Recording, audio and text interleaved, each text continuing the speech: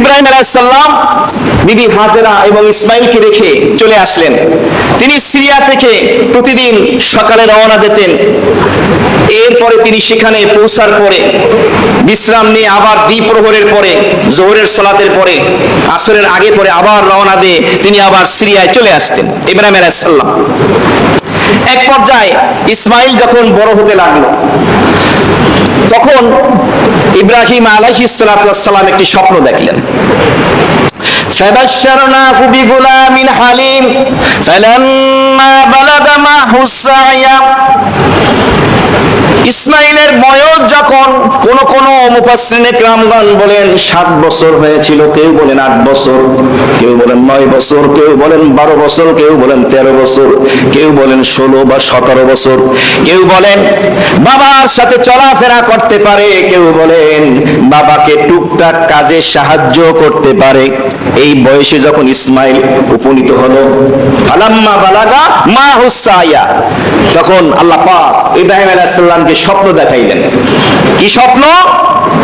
ইব্রাহিম স্বপ্নের ভিতরে তার কলিজার টুকরা নয়নের মণি ইসমাইলকে জমিনে শোয়ায় দিয়া ছুরি চালাচ্ছে। ফালাম্মা বালাগা মাহুস সায়া, ইসমাইল যখন একটু বড় হয়ে গেল, ইব্রাহিম স্বপ্নে দেখলেন ইসমাইলকে জমিনে শোয়া দিয়া তিনি ছুরি চালিয়ে দিচ্ছেন। প্রশ্ন আসে, আল্লাহ তো চাইলে সরাসরি ওহী নাজিল করে দিয়েও বলতে পারতেন তোমার সন্তান ইসমাইলকে কুরবানি করো আমার নামে, সেটা না করে স্বপ্নে কেন দেখাইলেন? প্রশ্ন আসে কিনা? আসে।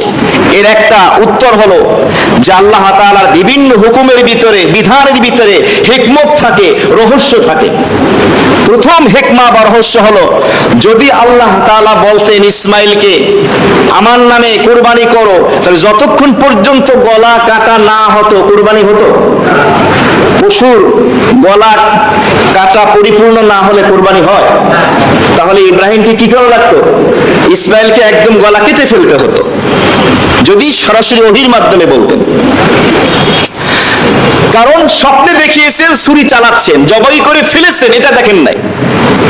আর আল্লাহ তাআলা চান যে দেখি আমার ইব্রাহিম পরীক্ষা উত্তীর্ণ হয় কিনা।